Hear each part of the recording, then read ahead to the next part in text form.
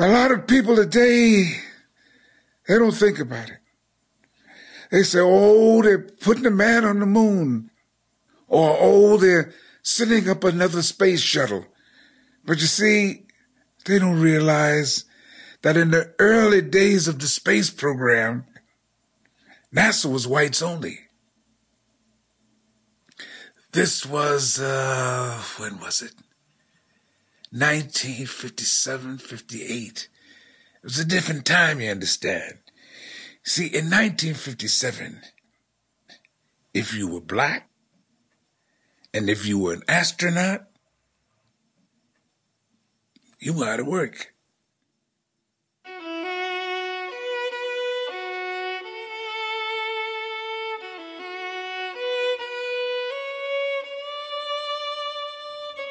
They had names like Loopy Louie Hayes, Suitcase Jefferson, and Rocket Randall.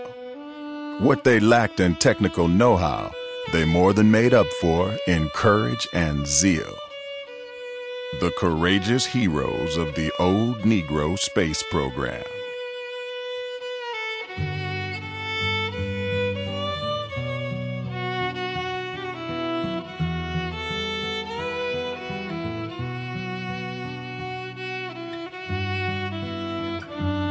Oh, it started like any old thing, I suppose.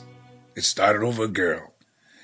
I was over at this little juke joint where we used to hang out at. And I was making time with this cute little stuck-up thing named Alita Monroe, who I later on married. She told me she couldn't be with a man who didn't have no job. So I called up my best friend, Louis Hayes. I said, Louis, where can a Negro get a job? It was a different time, you understand. 1957, 58. So Louis said he heard that they were forming a new government agency. So the both of us went down to NASA. But to our surprise, they weren't hiring any Negroes at NASA. It was a different time, you understand. It was a different time. 1957 or 58. America's love affair with racism was in full swing. NASA was no exception.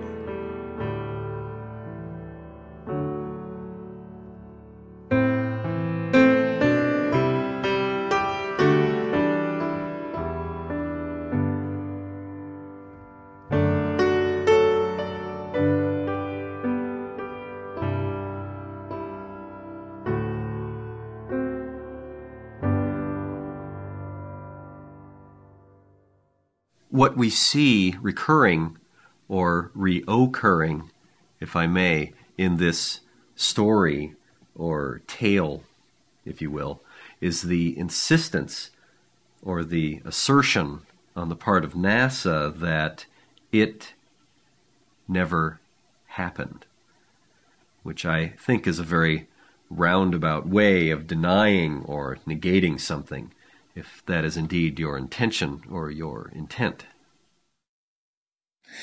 We was young and we didn't know nothing, but we wasn't going to let nobody tell us we couldn't do it.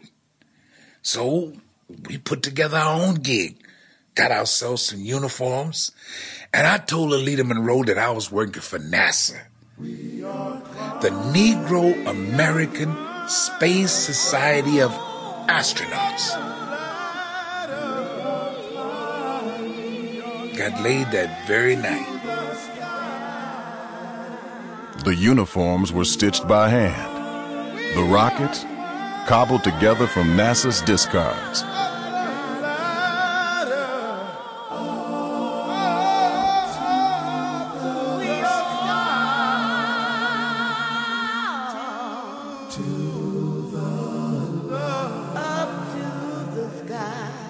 Word spread quickly. By the summer of 1960, NASA had over 240 blackstronauts. White NASA was beginning to take notice. Kennedy was aware of the Negro space program and very much against it, his stance on civil rights notwithstanding. One can only imagine, as terrified as the administration was, of losing the space race to the Russians, they were 10 times more terrified of losing it to the Negroes. As Washington fumed, Harlem celebrated. The ragtag group of blackstronauts were becoming minor celebrities, traveling from town to town, staging launches to raise money, endorsing local businesses, their exploits glorified in song. Oh, there goes Loopy Louie. Where's he going, friend? If I know Loopy Louie, he's shooting up again. Is that right? He's shooting up again. Don't tell me. He's shooting up again. Oh, shit. For a time, it seemed the Negro space program could do no wrong, but there were casualties. With their cloth spacesuits and their makeshift rockets, blackstronauts faced far greater hardships than their white counterparts. A week into his first orbital mission, Sullivan Carew wrote home to his wife in Smithfield. Dear Sarah, the indications are very strong that I shall attempt re-entry tomorrow. And lest I shall not be able to write you again, I feel impelled to write a few lines, that they may fall under your eye when I am no more. It sure is fucking cold up here. Yes, sir. I about froze my motherfucking nuts off. God damn. Space is one cold motherfucker. Sarah, my love for you is deathless. It seems to bind me to you with mighty cables that only omnipotence can break. But shit, woman, it is cold as fuck up here. Sullivan Carew died 2 days later upon re-entry. Even so, casualties did not slow down black NASA as they did white NASA. Here we have a tale of two very different cultures, or cultural settings, if I may. For example, when the Apollo 1 astronauts blew up on the launch pad, there was an investigation and a congressional hearing, and so on and so forth. By contrast, when the Negro astronaut Peter Stinky Pete Carver caught fire in a church parking lot in Elgin, Illinois, they just casually extinguished him, and he was ready for another launch the next morning. Before long, Washington had had enough, but the Negro space program was not easily shut down. At this point, or juncture, NASA goes ahead and poaches some of the lighter-skinned black astronauts, and to a certain extent this worked quite well. Gordon Cooper, Buzz Aldrin could pass for white. And of course the final blow, the coup de grace, if I may, was the so-called blackout, in which Washington surreptitiously prevents the media from discussing the accomplishments of the black astronauts, and instead encourages them to spread rumors of riots and civil unrest.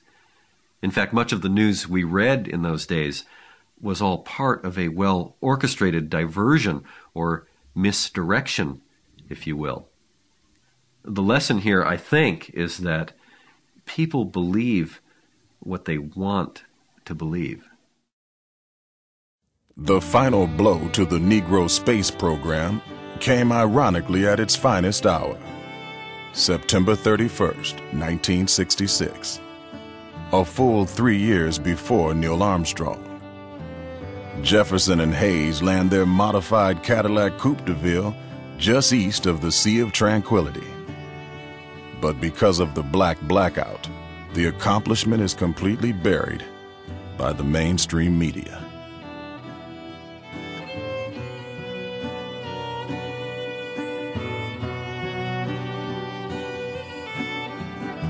Well, we expected to be heroes. But when we got back, we were just Negroes. Dejected and discouraged, NASA officially disbanded. But its heroes live on, for the few who care to learn their story. Truth shall make us free. Truth shall make us free. Truth shall make us free someday. Deep in my heart, I do believe truth shall make us free someday.